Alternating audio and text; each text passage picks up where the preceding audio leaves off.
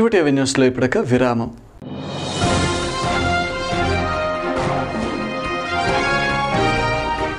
ఈ నెల 10వ తారీఖున మహిళా కమిషన్ చైర్మన్గా ప్రమాణ స్వీకారం చేయనున్న నన్నపనేని రాజకుమారి.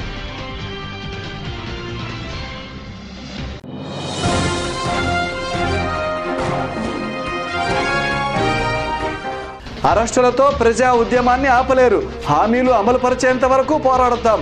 కాపు యువత ఆధ్వర్యంలో రిలే దీక్షలు.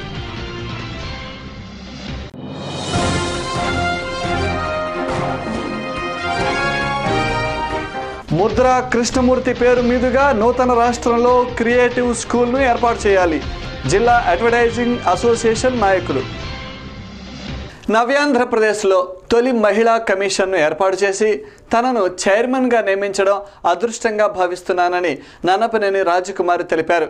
ఈ నెల 10వ తారీఖున స్థానిక వెంకటేశ్వర విజ్ఞాన మందిరంలో నిర్వహించే కార్యక్రమంలో ప్రమాణ స్వీకారం చేయనున్నానని అన్నారు. తన మీద విశ్వాసంతో కీలక బాధ్యతలు అప్పజెప్పినందుకు ప్రభుత్వానికి కృతజ్ఞతలు అని, మహిళల రక్షణ, వారి హక్కుల సాధనకు సాయశక్తులా కృషి చేస్తానని అన్నారు. పదవి ఉన్నా లేకున్నా మహిళలకు అన్యాయం జరిగినప్పుడు స్పందించడం తన స్వభావమని అన్నారు.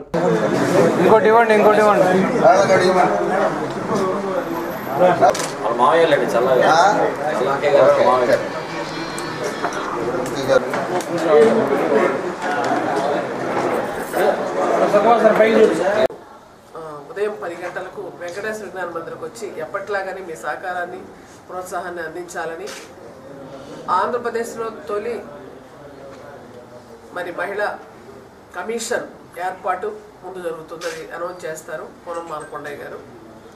తర్వాత మంత్రి గారు పీతల సుజాత గారు నన్నపనేని రాజకుమారి మహిళా కమిషన్ చైర్మన్గా నియమింపబడిందని ఆమె అనౌన్స్ చేస్తారు.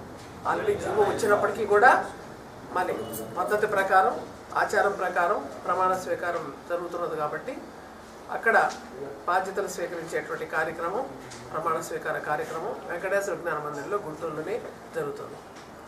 ఇంత అవకాశాన్ని నాకు ఇచ్చినందుకు, నాకు ఇంత ప్రోత్సాహం ఇచ్చినందుకు, ఒక ఉన్నతమైనటువంటి పదవి నాకు చంద్రబాబు నాయుడు గారు అప్పచెప్పినందుకు, క్యాబినెట్ ర్యాంక్లో ఈ మహిళా కమిషన్ ఏర్పాటు చేసి నవ్యాంధ్రప్రదేశ్ తొలి మహిళా కమిషన్ ఏర్పాటు చేయడము, తొలి మహిళా కమిషన్ చైర్పర్సన్గా నన్ను నియమించడం అనేది నిజంగా నేను అదృష్టంగా కాదు, చాలామంది మహిళలకి నేను న్యాయం చేస్తారనే భావనతోనే ఇచ్చారనేది కూడా, చాలామంది మహిళల జీవితాల్లో అదృష్టాన్ని నింపడానికే ఇచ్చారనే భావన కూడా నాలో ఉంది. చాలామంది అంటున్నారు, అందరూ కూడా ఫోన్ చేసినప్పుడల్లా మీకు సూటబుల్ పోస్టు, ఇది మంచి పోస్ట్ ఇచ్చారని చంద్రబాబు గారు అంటున్నారు. కాబట్టి నా సంతృప్తిని వ్యక్తం చేస్తూ చంద్రబాబు నాయుడు గారికి, మా మిగిలినటువంటి ఆఫీసు సిబ్బంది, అలాగే మమ్మల్ని ప్రోత్సహించినటువంటి చంద్రబాబు నాయుడు గారితో పాటుగా పాలిట్ బ్యూరో సభ్యులు, అలాగే మంత్రులు, ఇంకా అనేక మంది పార్టీ ఆఫీసులో ఉన్నటువంటి పెద్దలు, వారితో పాటుగా లోకేష్ బాబు, అందరూ కూడా మమ్మల్ని సమర్థించినందుకు, నాకు ఈ పదవిని ఇచ్చినందుకు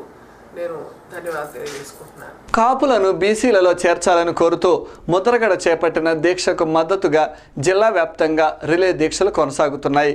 స్థానిక ఏటుకూరులో కాపు యువత ఆధ్వర్యంలో దీక్షలు చేస్తున్న నాయకులు ఈ సందర్భంగా మాట్లాడుతూ అరెస్టులు, అక్రమ నిర్బంధాలతో ప్రజా ఉద్యమాన్ని అడ్డుకోలేరని అన్నారు.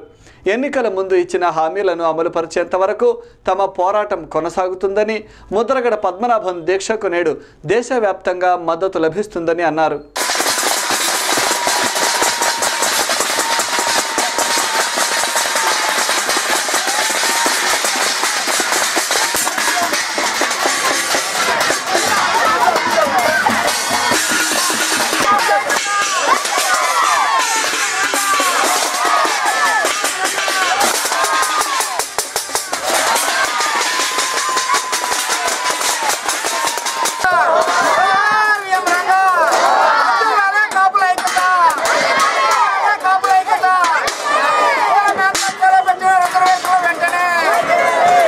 లక్షల మంది పైన వస్తారనేది పోలీసు వారు ఇంటెలిజెన్స్ రిపోర్ట్ ఇచ్చారు చంద్రబాబు నాయుడు గారికి.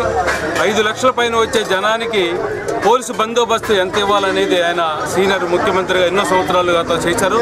మరి ఆ అనుభవాన్ని ఎంచుకొని ఎలా మన బహిరంగ సభను ఎలా ఏర్పాటు చేయడానికి ఆయన పోలీసు బందోబస్తు చాలా తక్కువ ఇచ్చారు. మరి కార్యక్రమానంగా అసాంఘిక కార్యకర్తలు కొంతమంది చాలామంది ఉంటారు. వాళ్ళందరూ కూడా ప్రభుత్వానికి చెడ్డ పేరు దాటానికి, కాపు కులానికి చెడ్డ పేరు దాటానికి కొంతమంది ఉంటారు. కాబట్టి వాళ్ళని గమనించి పోలీసు వారు ముందే పసిగట్టి వాళ్ళని ఇచ్చేస్తే ఆ దుర్ఘటన జరిగేది కాదు. అలా కాకుండా మరి అంతటి జరిగిన దానికి చాలా కూడా మేము కూడా చింతిస్తున్నాం. అలాంటి సంఘటన జరగకుండా మేము శాంతియుతంగా గుంటూరు జిల్లా గుంటూరు రూరల్ మండలం ఏటుగురు గ్రామంలో కాపు యూత్, కాపు పెద్దలందరూ కూడా కలిసి నిరాహార దీక్షకి పాల్గొన్నాం.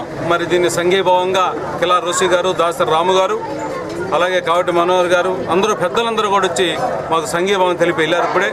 అలాగే ఈ కార్యక్రమంలో నేను ఒక్కటే అడుగుతుంది చంద్రబాబు నాయుడు గారిని, గతంలో ఎలక్షన్ మేనిఫెస్టోలో చెప్పింది ఏంటంటే కాపు కార్పొరేషన్ ఏర్పాటు చేసి దానికి ఒక చైర్మన్ని కాపు కులం అతన్ని ఏర్పాటు చేసి మరి ప్రతి సంవత్సరం కూడా 1000 కోట్ల రూపాయలు మరి ఆ ఫండ్ ఇస్తా అన్నారు. ఇప్పటికి 2 సంవత్సరాలు అయింది.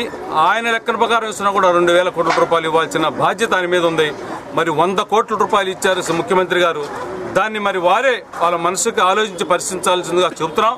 రెండవది కూడా మరి 2 సంవత్సరాలు అయింది.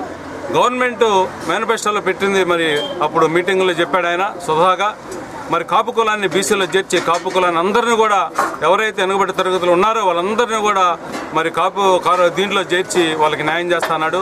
2 సంవత్సరాలు అయింది. మరి గవర్నమెంట్ వచ్చినాక 3 నెలల తర్వాత కూడా మరి వారు ఇలాంటి మంజునాథ్ కమిటీని వేసి మరి చేసినట్టే ఇవాటికి ఆ బీసీలో చేర్చడం కాపు కులస్తులందరూ కూడా న్యాయం జరిగేది. అలాంటి మరి పరిణామాలు చేయకుండా చంద్రబాబు గారు ఇప్పుడు లా అండ్ ఆర్డర్ కూడా ప్రాబ్లం అయ్యేటట్టుంది. కాబట్టి ఇప్పటికైనా ఆలోచించి చంద్రబాబు గారు ఎంత తొందరగా మరి ఆ మంజునాథ్ కమిటీని వేశారు.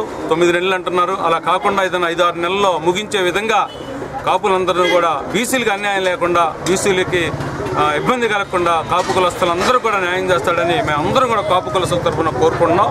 వారికి మేము కూడా కాపు కులస్తుల్లో బీసీలో చేర్చి ఇబ్బంది లేకుండా చేస్తే ఆయనకి అభినందనలు తెలుపుతాం. భవిష్యత్తు ముద్రా కృష్ణమూర్తిగా దేశవాసులకు సుపరిచితుడైన జిల్లావాసి గోపాలకృష్ణమూర్తి మరణం ప్రకటన రంగానికి తీరని లోటు అని గుంటూరు జిల్లా అడ్వర్టైజ్మెంట్ అసోసియేషన్ నాయకులు సాంబశివరావు అన్నారు. ముద్ర యాడ్ ఏజెన్సీ ద్వారా వ్యాపార రంగానికి నూతన ఒరవడి తీసుకువచ్చి ప్రపంచవ్యాప్తంగా గుర్తింపు పొందారని అన్నారు. నూతన రాష్ట్రంలో క్రియేటివ్ స్కూల్ని నెలకొల్పి దానికి ఆయన పేరు పెట్టాలని అన్నారు. నేడు ప్రకటన రంగం ద్వారా ఎందరో ఉపాధి పొందేలా బాటలు వేసిన కృష్ణమూర్తి చిరస్మరణీయులని అన్నారు. సాధించి పెట్టినటువంటి మహనీయుడు గుంటూరు జిల్లా ముద్దుబిడ్డ ముద్రా కృష్ణమూర్తి గారు చనిపోవడం అడ్వర్టైజింగ్ రంగానికి ఎంతో తీరని లోటు. వారి మృతి పట్ల గుంటూరు జిల్లా అడ్వర్టైజింగ్ ఏజెన్సీస్ అసోసియేషన్ తరపున ప్రగాఢ సంతాపాన్ని తెలియజేస్తూ ఉన్నాం. వారి కుటుంబ సభ్యులకు మా ప్రగాఢ సానుభూతిని తెలియజేస్తూ ఉన్నాం.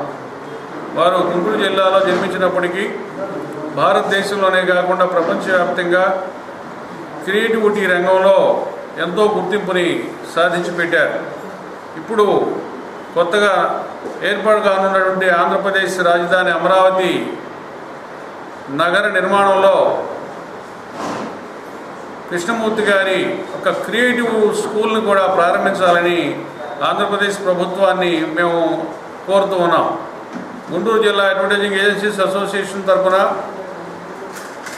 ముఖ్యమంత్రి శ్రీ నారా చంద్రబాబు నాయుడు గారిని కలిసి వినతి పత్రాన్ని కూడా సమర్పించాలని అనుకుంటూ ఉన్నాం. త్వరలో వారిని కలుస్తాం.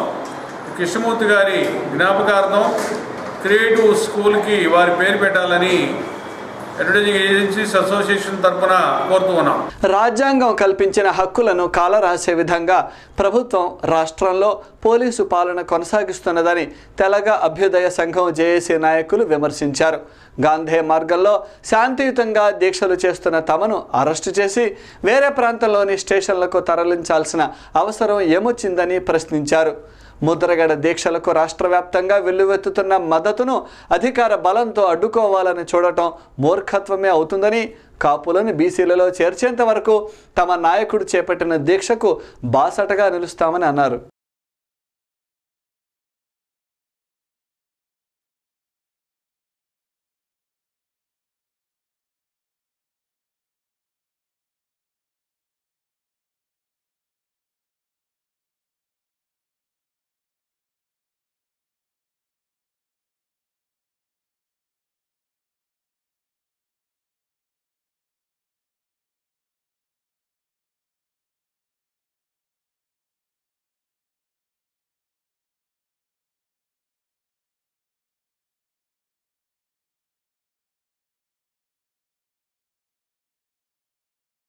పార్టీలకు అతీతంగా ఈ కార్యక్రమాన్ని చేయాలని నిర్ణయించుకున్నాం. ముద్రగడ పద్మనాభం గారు నిన్న ప్రారంభించినటువంటి ఆమరణ నిరాహార దీక్షకు సంఘీభావంగా రిలే నిరాహార దీక్షలు చేయాలనేటువంటి ఉద్దేశంతో ఈరోజు నిరాహార దీక్షలు ప్రారంభించే సమయంలో పోలీసులు అరెస్ట్ చేసి కస్టడీలోకి తీసుకొని కొంతమందినేమో ఒట్టి చెరుకురట, కొంతమందినేమో చేపు తీసుకువెళ్ళారు, అక్కడ నిర్బంధించారు, మళ్ళీ వదిలేశారు. వదిలేసినా కూడా పట్టుదల వదలకోకుండా తెలగ అభ్యుదయ సంఘం జాయింట్ యాక్షన్ కమిటీ వెంటనే ఇక్కడికి వచ్చి ఓసీ గారి ప్రాంగణంలో దర్శనం చేయడానికి అందరూ కూడా పూనుకొని అక్కడ అందరూ కూడా చేరిన తర్వాత ఈ రాష్ట్ర ప్రభుత్వం పోలీసుల ద్వారా అందరిని కూడా నిర్వీర్యం చేసి అరెస్టులు చేసిన దాన్ని మేము తీవ్రంగా ఖండిస్తూ ఉన్నాం. ఈరోజు రాష్ట్రంలో కానీ దేశంలో కానీ ఎక్కడైనా సరే ఏ పౌరుడైనా సరే ప్రభుత్వ విధానాలని నిరసన తెలియజేయడానికి హక్కు ఉంది. కానీ ఆ హక్కును కూడా కాలరాసి ఈరోజు ప్రభుత్వం ఒక ఎమర్జెన్సీ విధానం 1975లో ఏ విధంగా ఇందిరాగాంధీ ఎమర్జెన్సీ పాటించిందో అదేవిధంగా ఈ రాష్ట్రంలో నిరసన చేసే కార్యక్రమాల్ని ప్రభుత్వం అనగదొక్కుతూ ఉంది. ఈ అనగదొక్కే కార్యక్రమం ఎక్కడా కూడా ప్రజలు ఎవరు మర్చిపోరు, ప్రత్యేకంగా కాపులు మరీ మర్చిపోరు. ఈరోజు ముద్రగడ పద్మనాభం గారు చేసే దీక్ష కాపుల్లోని అట్టడుగు స్థాయిలో ఉన్న ప్రజలందరూ కూడా అది లబ్ధి చేకూర్చాలి. ఈ రాష్ట్రంలో చాలామంది కుటుంబాలు, వేలాది కుటుంబాలు వెనకబడిపోతూ ఉన్నాయి. వాళ్ళందరికీ ఆర్థిక లబ్ధి చేకూర్చడానికి, అలాగే మళ్ళీ ఉద్యోగ అవకాశాలు వీళ్ళన్నిటి కూడా రిజర్వేషన్ కల్పించడానికి ఆయన ప్రయత్నం చేస్తూ ఉన్నారు. కానీ ఇది ఒక దొంగ కుటీల యత్నానికి ఈరోజు చంద్రబాబు గారు దిగారు. నమస్తే, నా పేరు బాలకృష్ణ. QTV న్యూస్కి స్వాగతం. ఈరోజు వార్తల్లోని ముఖ్యాంశాలు.